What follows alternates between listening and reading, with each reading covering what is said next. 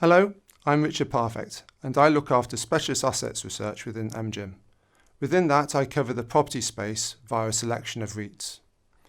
Our strategy is to find high-quality asset management teams that have a demonstrable track record of buying, asset managing, and then, as valuations increase, potentially exiting properties to reinvest the capital into other areas. In recent years, we have targeted teams that are active in one or more of the generically termed beds, meds, sheds, and breads space. To do this successfully requires a highly informed, experienced, and engaged team with the emotional maturity to not become wedded to specific assets. LondonMetric is an internally managed REIT with an excellent track record of targeting the subsectors within property that offer the best opportunity for future returns. They are not wedded to any particular sector, and indeed, since we have held the shares, they have reduced exposure to some sectors to be early movers into the industrial and logistics space in the UK. This strategy has enabled investors to benefit from asset value growth and dividend progression before and during the COVID pandemic. I'm pleased to introduce to you Andrew Jones, the CEO of LondonMetric, with whom I have had many insightful meetings over the years, discussing not just LondonMetric itself, but the property market in general, particularly as he is never afraid of being contrarian. Over to you, Andrew.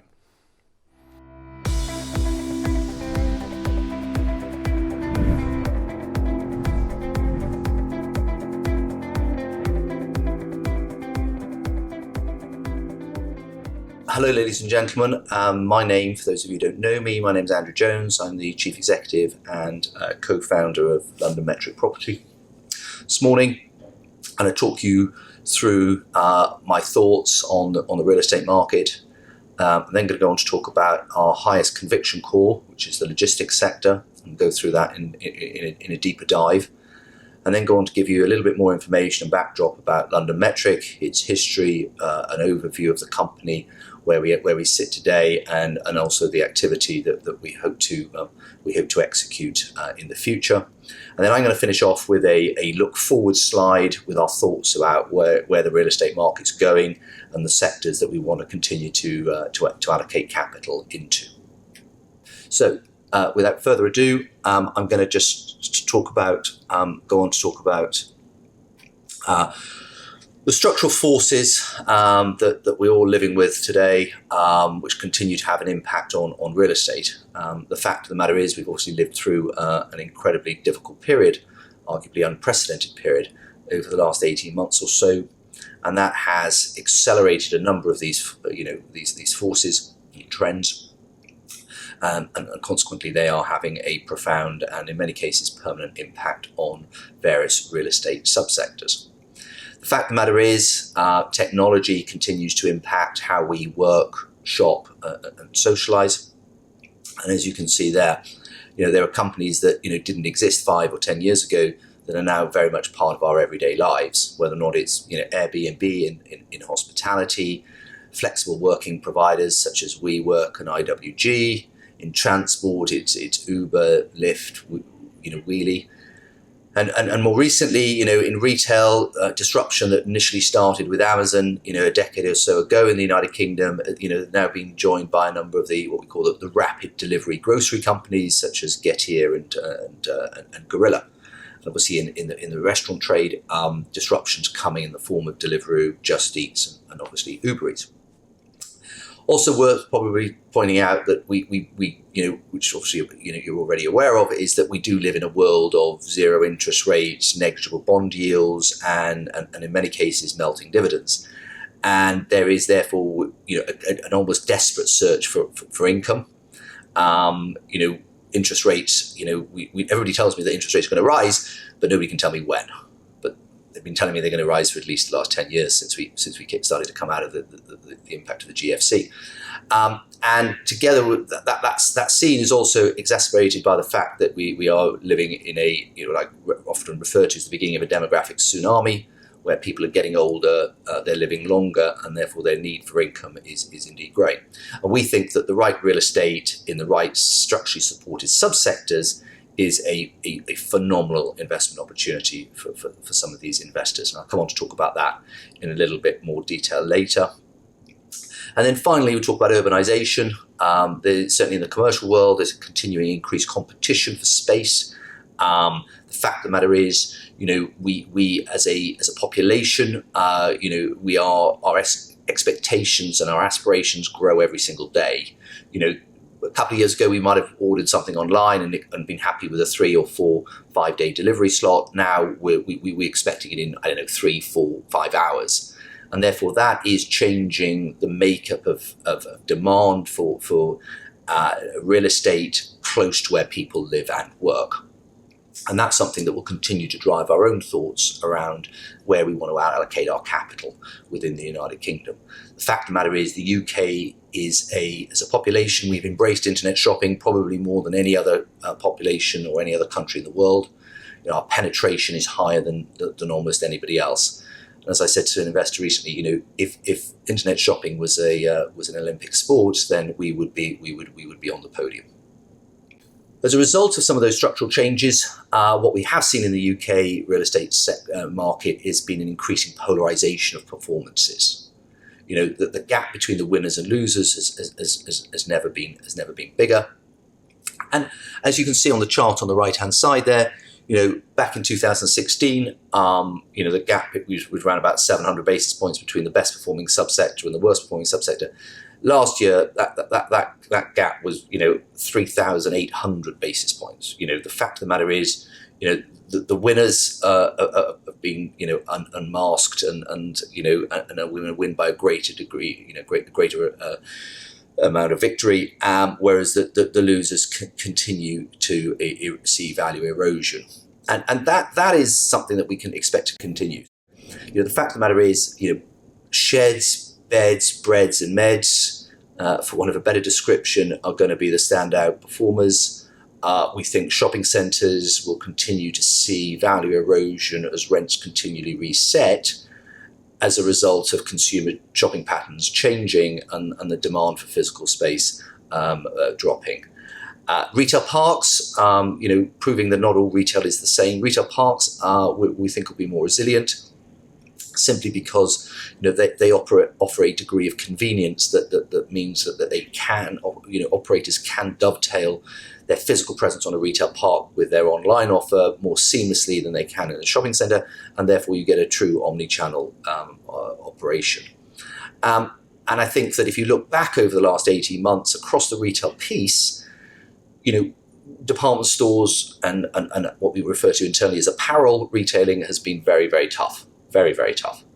And that's what dominates shopping centres.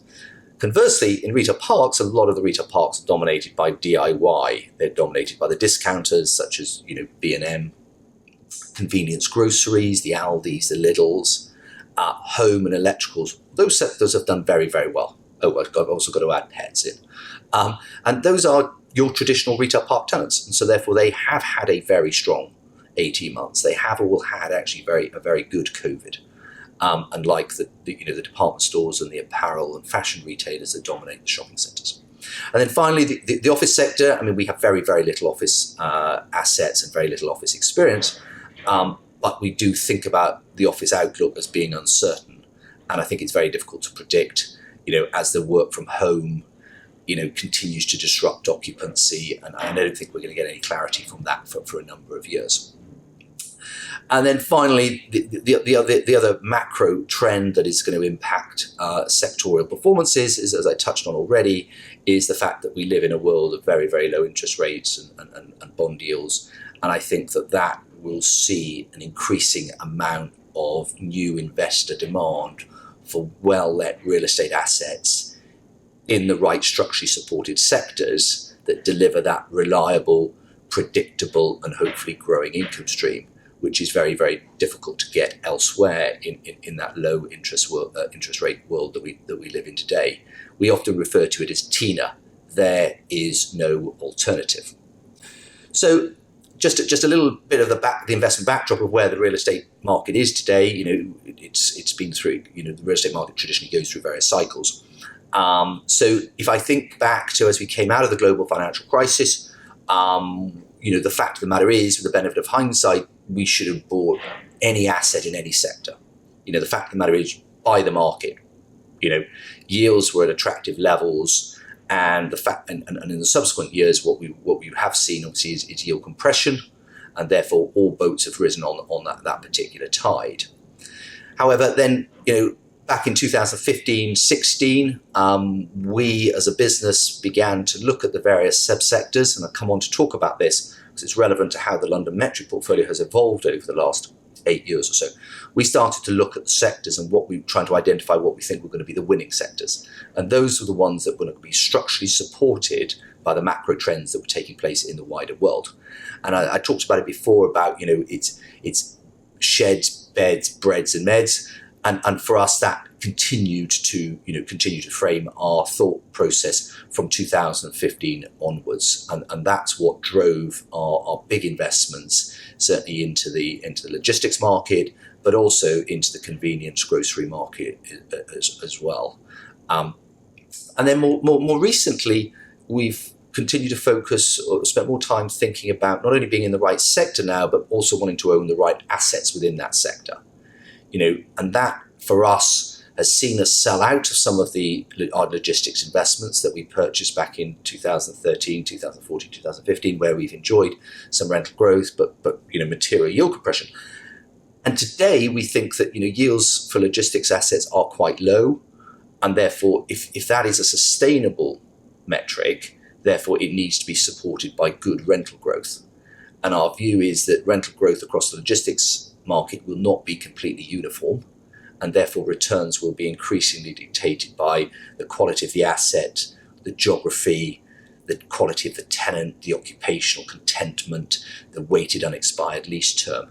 And putting all of that together will hopefully give us that ability for superior rental growth that supports the cap rate that we're seeing today in the market.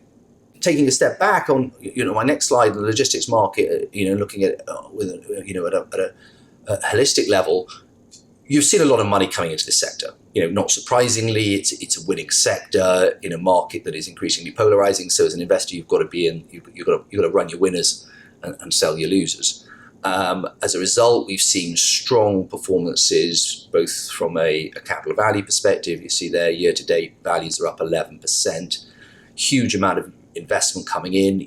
6 billion of demand for investment transactions in H1 this year, compares to 8 billion in the whole of 2020. And the fact of the matter is, there are a lot of people wanting to get into this market. And that there is a little bit of a FOMO, and a fear of missing out. And that investor demand is both UK, Far East, American. And we've had a terrific insight into the amount of money chasing this market. We recently sold one of our Primark logistics warehouses in Northamptonshire for 102 million to a US investor, yield of around about 4%. That is an asset that we bought for 60 million back in 2013. And all we've done is collect the rent, settle a couple of rent reviews, and enjoyed the yield compression over that subsequent 8 years. And then occupationally, demand for warehouse space is very strong across virtually the whole of the United Kingdom, helped by a lot of occupiers needing to get fit for purpose, needing to overhaul their logistics infrastructure. Some demand has come out of COVID. There's been a restocking taking place, and I think that has you've seen a big increase in demand over the last 12-18 months or so. The H1 take up for 2021 is at 20 million, and 20 million would be round about where we'd expect a full 12-month take up to be. What is interesting, though, as you can see on the right-hand side there of the slide, is the fact that 41% of that demand is coming from online retail. Arguably that was not a sector 5, 6, 7 years ago. 41% of the demand is fresh demand. And that is obviously helping the demand-supply dynamics. It's in turn going to lead to superior rental growth. So the online penetration, as that online penetration in the United Kingdom continues to grow, that does require more warehouse space. It's probably worth pointing out that £1 billion worth of sales that go through a physical store network traditionally would require about 450,000 square feet of space. £1 billion worth of sales that go through an online channel will require about 1.2 million square feet of logistics space. And that's because the online channel offering needs to account for a greater inventory, deeper inventory. They tend to offer much wider ranges. And finally, they need to deal with reverse logistics, the number of returns that we have to send back. And that, as a result, so as we requires a greater footprint of warehouse capacity, and so therefore, as we see more sales shifting from physical to online, definitionally that will drive further demand for warehouse space. I also think that there will be increased demand from a number of operators who look at moving away from just-in-time logistics strategies to just-in-case. The fact of the matter is there's been a lot of uncertainty and disruption in global trade over the last 18, 24 months, and that might be geopolitical, Brexit has caused its issues, obviously COVID has had a material impact, but so has things, what we refer to internally as the black swan event. Nobody foresaw that a tanker could close the Suez Canal for a week and the impact that has.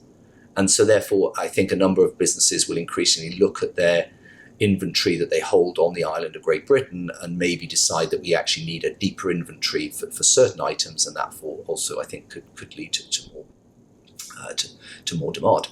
And then finally, on the supply side, when you see excessive demand, you expect in the property industry for the supply to react to it, and it generally will do.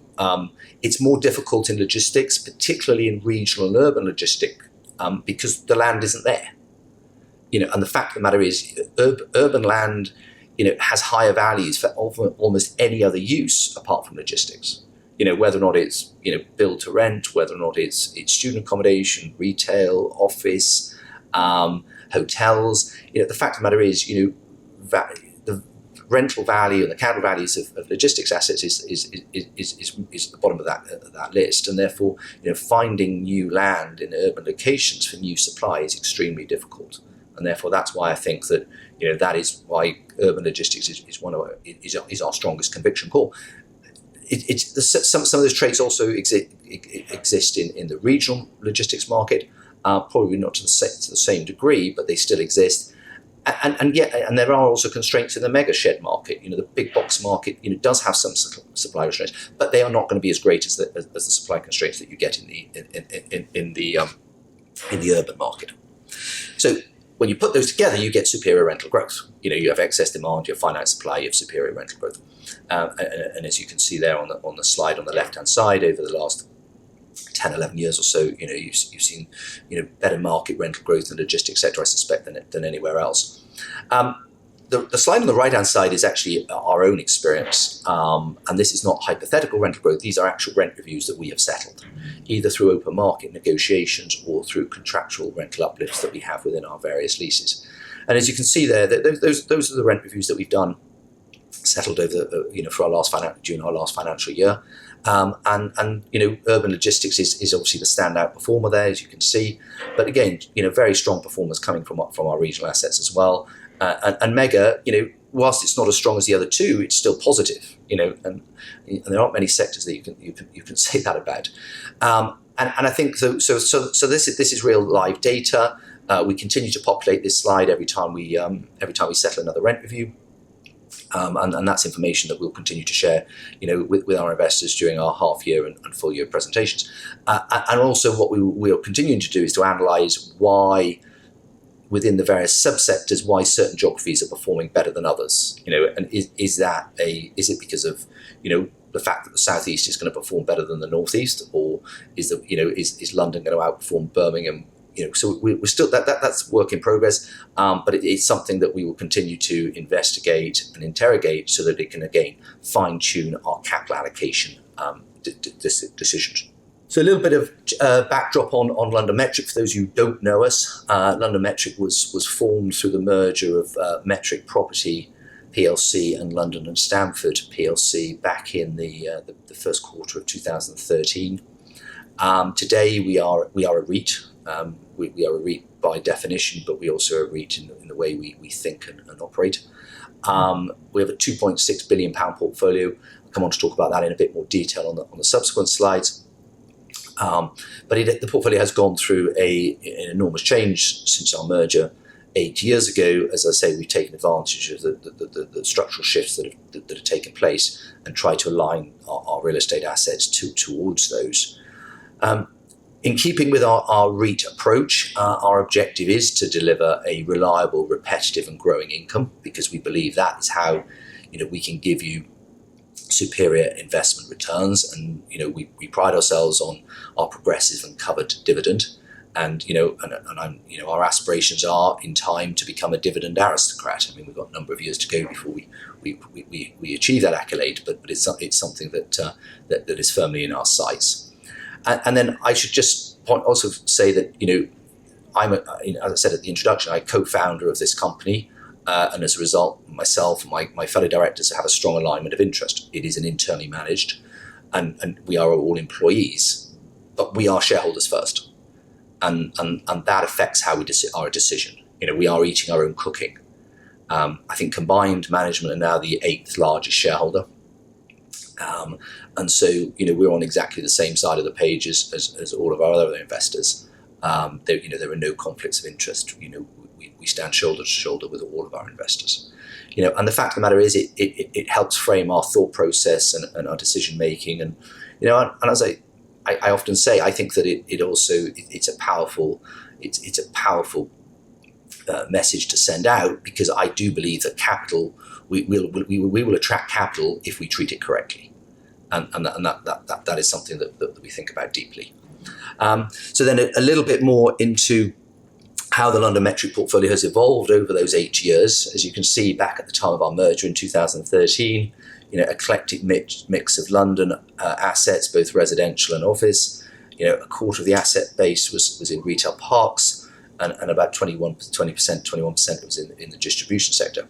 Fast forward 8 years, we now have 72% of our assets in the distribution centre, predominantly urban, which I've talked about, but also regional and mega investments. I'll come on to talk about those three subsectors in subsequent slides. But we've also grown our, what we often refer to as our long income portfolio, which is dominated by grocery, convenience, and also triple net retail. And again, I'll come on to talk about those assets in a little bit more detail later in the presentation. And then there are two small cheeses in grey there, light grey and dark grey, which is our retail parks exposure. I think we've got, this slide shows us with 3 retail parks. We've subsequently sold one in Leeds, so that number, that 2.8% will fall. And then other is the offices, our non-core offices that we're in the process of divesting. The portfolio characterised by long leases, high occupancy, and as you can see there, over half of the rent is subject to some form of indexation, whether or not it's a fixed uplift, a defined fixed uplift, or whether or not it's CPI, or whether or not it's RPI, and that's something that gives us the guarantee of income growth. I said I would drill down into the logistics portfolio in a bit more detail. We define these into 3 silos: urban logistics, which would be 100,000 square foot and below, located close to where people live and work. This is a £1 billion portfolio today, arguably from a standing start 4 years ago. It is our strongest conviction call, simply because of the attractive demand-supply dynamics that we're witnessing and the superior rental growth that we're collecting. We have over 100 assets, high occupancy, and a weighted average unexpired lease term there of 8 years, which is slowly creeping up.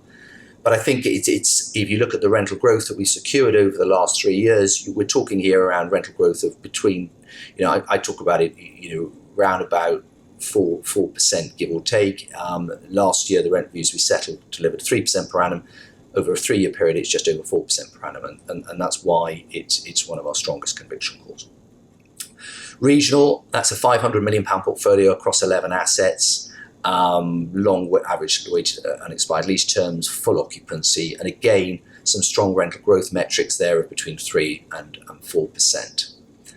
So, and then our mega portfolio, which amounts to it's 3 assets, just over 350 million. That would have reduced by roughly 100 million following the sale, or when the sale completes, of the Primark distribution investment that I touched on earlier. Very long lease terms, 15 years, full occupancy, and all of the rents here are subject to contractual uplifts, whether or not it's fixed uplifts or CPIs. And as you can see there, positive 1.5% per annum. Our long income portfolio, as I touched on earlier, dominated by our grocery and roadside investments, let to people like Aldi, Lidl, more recently Waitrose, but also companies like Co-op and M&S, Simply Food. And this is convenience groceries, either standalone with its own car park, or convenience groceries sitting on petrol service stations, where we believe that is that it operates more as a convenience grocery offer than it necessarily does to a fuel, to supply fuel.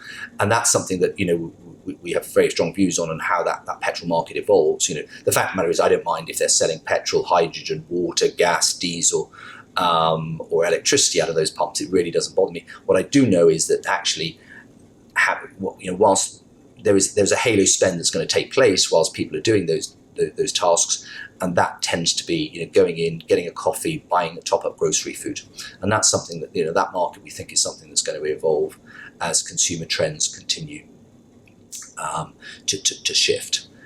Our triple net retail investments are dominated by the discounters, the B&M, the Home Bargains, the Range, for those of you who are familiar with those brands, because not all of them are listed, but also our furniture investments with DFS and Dunelm, but also some electrical exposure with Currys, PC World, and as I touched on earlier, Pets at Home as well.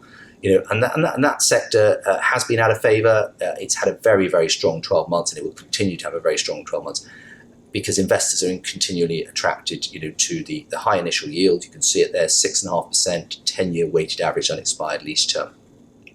And also, all of those operators, unlike the department store operators I touched on earlier, and unlike the apparel retailers, have had a very, very strong period. And then our trade and DIY exposure tends to be dominated by our investments with Wix, but also with Jewsons, Selco in particular. Again, this is a sector that's benefited enormously from the work from home over the last 18 months. And the fact of the matter is, the more time we've been spending at our homes, the more money we've been spending on our homes. And so this is a sector that we would like to grow our exposure to, subject to finding the right opportunities. And then finally, we have a small leisure exposure, which is about 2% of the overall portfolio, dominated by 4 Odeon cinemas, which obviously had a tough time over the last 18 months. We think we can see a way out for the cinema market. I mean, I wouldn't say that we were 100% confident about it, but it's something that we are well connected. We have a great relationship with Odeon. We've worked with them over the last 18 months to help them get through this difficult period. We think, as I say, we can see some light at the end of the tunnel, but again, time will tell. But as a portfolio, the long income portfolio has excellent credits. It's long indexed leases. We're benefiting, I think, from evolving consumer trends, and we live off an attractive nearly 5.5% net initial yield. We have 14 years unexpired lease terms. We have 100% occupancy, and nearly 2/3 of that income is subject to some form of contractual uplift. And I think that's something that is in the direct property market, we are seeing a lot of investor interest in that, so we expect those yields to compress. I mean, no presentation would be complete without touching on our ESG activity. It's something that we take very, very seriously, and like probably nearly all companies that present to you today, the focus of our activity on this this area has intensified over the last few years, and it will increasingly frame our investment decisions, because I think it will increasingly frame the pricing of real estate assets.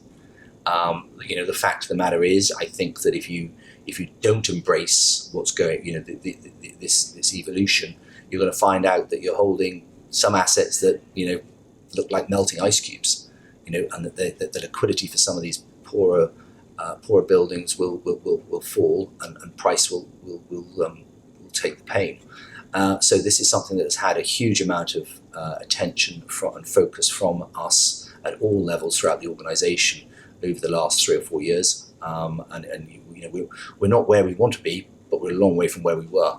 And our focus is to continue to build the portfolio around assets that have the EPC ratings A, B, and C, preferably A and B, but A, B, and C, and looking at investments, new investments. I'm happy to buy investments that don't meet those criteria, but knowing that I'm capable of, through our skills and through our capital, I'm capable of reinventing those buildings so that I actually can bring them back into economic use. And that's something that we pride ourselves in. It's something that we have a great skill set in doing, but we also have the capital to do it. The easiest thing in the world for me is to sell assets that aren't in A, B, and C and pass the problem down the line to somebody else. We are great stewards of those buildings because we have, like I said, we have the skill set, we have the experience, and we have the capital in order to bring a lot of these, maybe redundant, inefficient buildings back into true economic use. And that's something that will continue, as I say, continue to frame how we think about existing assets, what we want to do with them, but also how we frame what assets we want, where we want to deploy new capital into. So just a quick look back on our performance over the last few years from a portfolio and also from a shareholder perspective. We continue to grow our net rental income. It's very important to us. We think, as I said before, income is an important contribution to our total property return. It's what's driven our earnings per share. Our earnings per share, back at the time of our merger, I think was 4.2p. You can see there on the slide now we're up at over 9 pence. So that repositioning the portfolio, pivoting the assets into the right sectors has allowed us to also capture some fantastic earnings growth. And not surprisingly, that's delivered strong property returns, because we've been in the right sectors and we've got the right skill set, I think, to maximise returns from those assets. And that in turn has allowed us to deliver, some strong total shareholder returns. And that's a combination of not only share price appreciation, but also, the importance and the weight that we put behind a growing and covered dividend, and the reinvestment of that, and the compounding impact of it is there for you to see on the bar chart on the right hand side. So finally, on my last slide, I'll look forward, our thoughts on the industry and how we're going to approach the capital that we have invested within LondonMetric. We often refer to this slide as the 4 Ds. Digital disruption. We think that the macro themes will continue to play out, and we think aligning your real estate portfolio to those macro themes is likely to ensure that you're on the right side of the curve. Hoping, as some management teams no doubt do, that we go back to where we were in 2019 is not a strategy. The fact of the matter is the world has changed, the tectonic plates have shifted.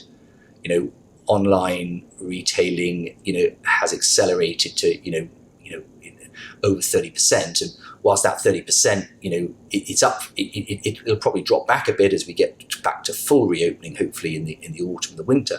It's not going back to the 19% it was back in February 2020. And that, a lot of temporary behaviours, for all of us, increasingly going to become permanent, and that goes for lots of aspects of our working and social lives. The second D is demographics. I touched on a demographic tsunami. People are going to be living longer. There's almost desperate search for income, and I think we are actually seeing this even today. And since the start of the calendar year, the number of investors coming into the sector, looking for maybe shying away from low yielding securities and looking at alternatives, which obviously real estate is often described as, for that yield, for that security, is leading to some yield compression, certainly within our own long income portfolio. Literally not a day or 2 days go by without somebody making an approach for one of our long income assets at significant increases in value to what we currently hold them at. And that's something I think that is being driven by the fact that there is this almost desperate search for yield. Our third D is discipline. I think we are, as co-founders, co-owners of this business, we are aligned, and that with our shareholders perfectly, and that will continue to impact our decision making. We pride ourselves on our process, our rationality, and the discipline of how we make decisions and how we allocate capital. Because, as I said, we're shareholders first, we're employees second. Today, urban logistics is our strongest conviction call because of the returns, the rental growth, the demand, the supply dynamics that comes with it. Long income, well-let long income in the right structurally supported sectors is our second conviction call, and that is where the focus of our capital going forward is going to be, and that will lead to further sales of non-core assets or assets that we think are not capable of meeting that criteria. And then the fourth D is dividend. We are continuing to generate reliable, repetitive, and growing income stream across our portfolio, and that is what supports our EPS growth. That in turn supports our DPS growth. The fact of the matter is we collect the rent and we want to pass it through to our shareholders just as quickly as possible after taking out the various expenses, etc. A long-term focus on dividend and dividend growth is what allows us to be able to aim for a covered and progressive dividend. And it's something that it's simple, it's a simple message, but it's something that we take very, very seriously, and we certainly take it more seriously than a lot of our competitors. It's amazing how many of our peers, at the first sign of disruption in COVID back in March last year, were very, very quick to cut their dividends, suspend their dividends, and it's no surprise that when they returned, they came back at different levels to where they were before they went into the COVID crisis. So I think that is that didn't apply to us. Our dividend progression has continued on unabated, and on the 25th of August we issued an announcement, showing with an RNS saying that our first quarterly dividend that will be paid in October will be 2.2 pence a quarter, which is nearly a 5% progression on where it was this time last year. And the fact of the matter is, we do believe that reliable, repetitive and growing income, if you can do that over a long period of time, the compounding impact on that is what effectively is the bedrock for your attractive returns that we hope to deliver to shareholders. So on that note, that's all from me. I'd like to thank you for your time and your interest in the company and also in the sector. And I wish you a good day. Thank you very much for listening. Take care. Next up is a comfort break where we'll be showcasing one of our videos. Please enjoy, and we'll see you back right afterwards.